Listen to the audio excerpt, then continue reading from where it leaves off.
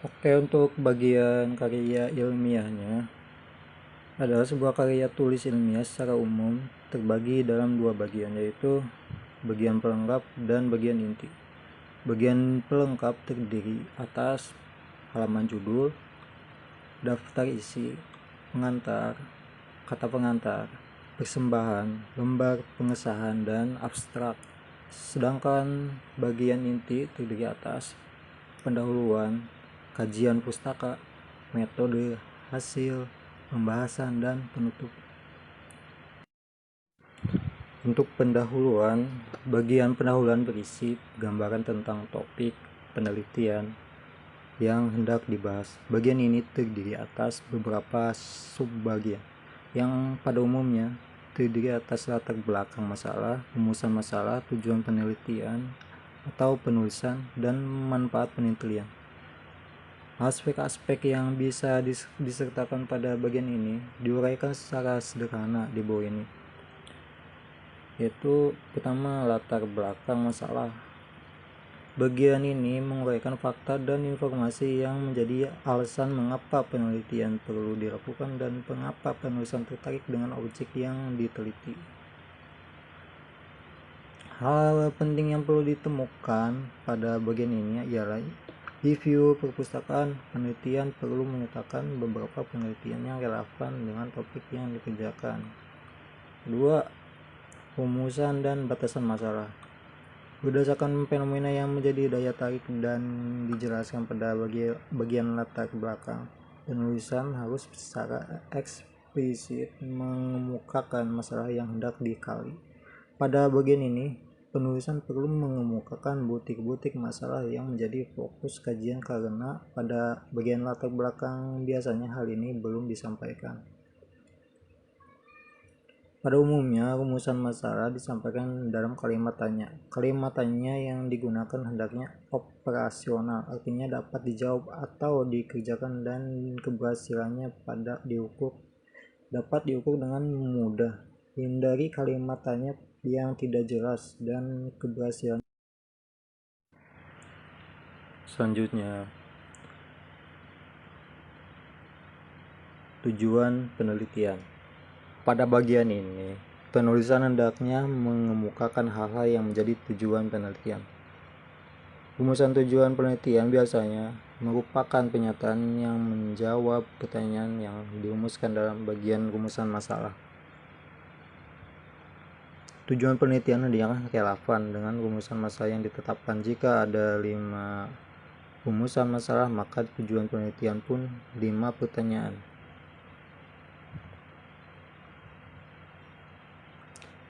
Selanjutnya, yang terakhir, manfaat penelitian. Pada bagian ini disampaikan manfaat yang dapat diperoleh dari penelitian. Dimaksud manfaat perlu disampaikan dalam 2 kategori, yaitu manfaat teoritis dan manfaat praktis. Manfaat teoritis menyangkut kegunaan hasil penelitian ditinjau dari aspek teori dan relevansi hasil penelitian dengan teori-teori yang telah ada. Manfaat praktis menyangkut kegunaan hasil penelitian bagi kehidupan manusia sehari-hari. Untuk kajian pustaka, yaitu sebuah penelitian tentu harus dilandasi teori-teori yang kuat. Landasan teori akan menjadi pemandu bagian penulis dalam melakukan seluruh aktivitas penelitian dan penulisan karya ilmiah. Meskipun demikian, penulisan harus benar-benar teliti dalam menentukan dasar teoritis yang akan mendukung kegiatan penelitian. Dengan memilah-milah rujukan dan relevan dan memisahkan dengan rujukan yang kurang relevan, penulisan akan lebih mudah dalam menyusun tulisan. Untuk mode dan teknik analisis data, di sini adalah penentuan metode dan teknik menganalisis data juga akan menentukan hasil dari sebuah penelitian.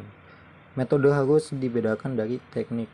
Metode merupakan cara yang harus dilaksanakan, sedangkan teknik merupakan cara untuk melaksanakan metode. Teknik penelitian ditentukan oleh instrumen atau alat yang dipakai. Gambaran tentang kedudukan metode dan teknik dapat dilihat pada bagian berikut. Ini adalah tabelnya. Dan untuk selanjutnya, ini adalah hasil penelitian. Bagian hasil penelitian merupakan intisari dari keseluruhan kegiatan penelitian. Selain kemahiran berbahasa, ketepatan memilih metode juga akan tercermin dalam bagian ini. Kesungguhan dan ketelitian peneliti dalam menuangkan apa yang diperoleh di lapangan penelitian juga diekspresikan pada bagian ini. Amati contoh berikut ini.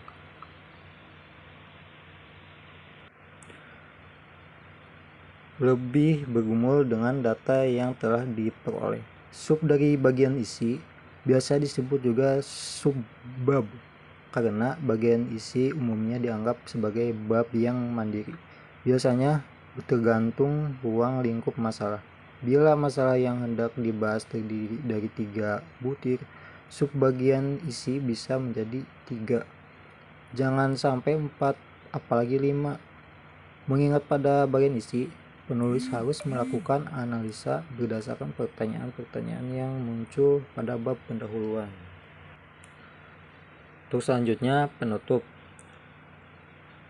Sebagian akhir dari karya ilmiah, pada bagian penutup, peneliti harus memberikan kesimpulan dari hasil penelitiannya.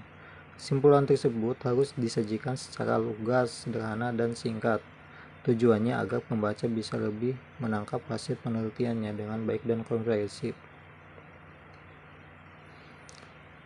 Untuk bagian pelengkap, di sini ada daftar pustaka. Nah, daftar pustaka merupakan bagian yang penting bagi suatu tulisan ilmiah atau penelitian. Asumsinya, sebuah penelitian ilmiah tentu akan menggunakan referensi pendukung. Tidak ada batasan minimal maupun maksimal dalam menggunakan referensi. Namun ini bukan berarti bahwa peneliti bisa seenaknya mencantumkan referensi. Referensi yang terlalu sedikit bisa menandakan penelitian tidak banyak membaca literatur pendukung atau hasil penelitian terkait. Sementara bila terlalu banyak, bisa-bisa dicurigai hasil tulisannya didominasi oleh pendapat ahli daripada pendapat peneliti itu sendiri. Oleh karena itu, pemanfaatan referensi harus dilakukan sewajar dan seperlunya saja. Berikut ini merupakan contoh dari bagaimana penulisan daftar pustaka pada penulisan makalah, skripsi, disertasi, dan lain-lainnya. Jadi penulisannya itu harus mengikuti kaidah sebagai berikut. Pertama, nama pengarang diawali huruf besar, dimulai dari nama belakang lalu beri tanda koma, dan dilanjutkan dengan nama depan. Nama belakang bisa disingkat tetapi bisa juga tidak disingkat. Yang kedua, ditulis tahun pembuatan atau penerbitan buku yang sebelumnya didahului tanda koma untuk membatasi nama pengarang dan tahun penerbitan. Ketiga, ditulis judul buku dengan menggunakan huruf miring. Setelah judul digunakan tanda titik. Keempat, ditulis tempat diterbitkannya buku itu, diakhiri tanda titik 2. Dan kelima, ditulis penerbitan buku tersebut diakhiri dengan tanda titik seperti contoh di bawah.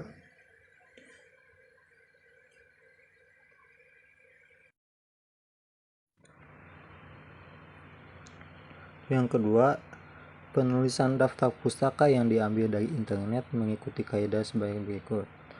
Pertama, tulis nama pengarang seperti penulisan rujukan dari buku. Kedua, tulis tahun buku atau tulisan dibuat. Diakhiri tanda titik. Yang ketiga, tulis judul buku, tulisan diakhiri dengan tanda titik. Keempat, tulis alamat websitenya, gunakan kata from untuk awal judul web. Setelah itu, akhiri tanda koma. Yang kelima, tulis kata diunduh dan tanggal pengambilan data tersebut.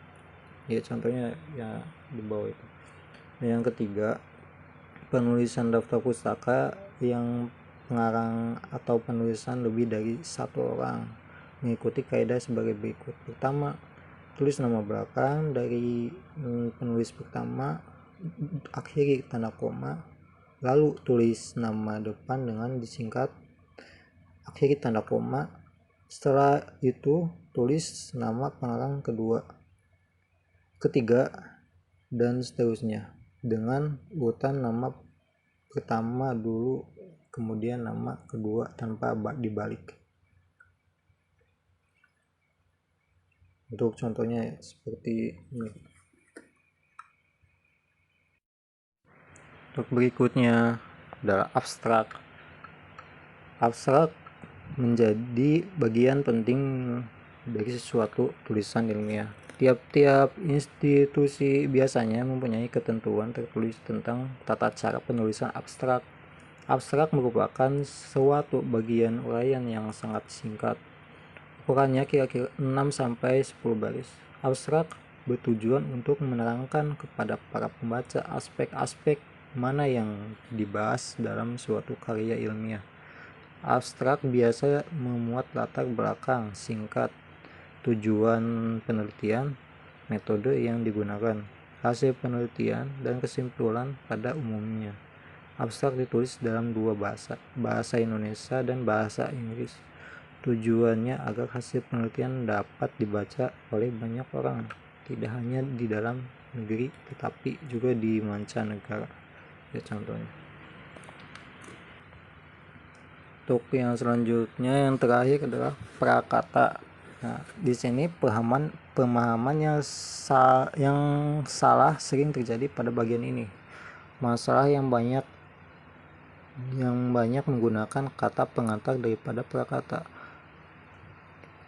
Perbedaan yang mendasar dari keduanya adalah prakata pengantar ditulis oleh seorang dalam rangka penyajian karya tulis orang lain. Biasanya kata pengantar ditulis untuk mendukung atau memberi kesaksian yang menguatkan bagi pembaca atas tulisan yang disajikan. Isinya merupakan pertanyaan bahwa karya yang disajikan penulis pantas dibaca atau disajikan referensi. Adapun prakata adalah pengantar yang disajikan oleh penulis untuk karya yang disajikannya. Jadi bagian pelengkap pada suatu karya ilmiah yang digunakan oleh penulis untuk pengantar tulisannya adalah prakata. Sedangkan tulisan orang lain mungkin dipakai untuk mengantarkan suatu karya ilmiah karangan seorang disebut kata pengantar.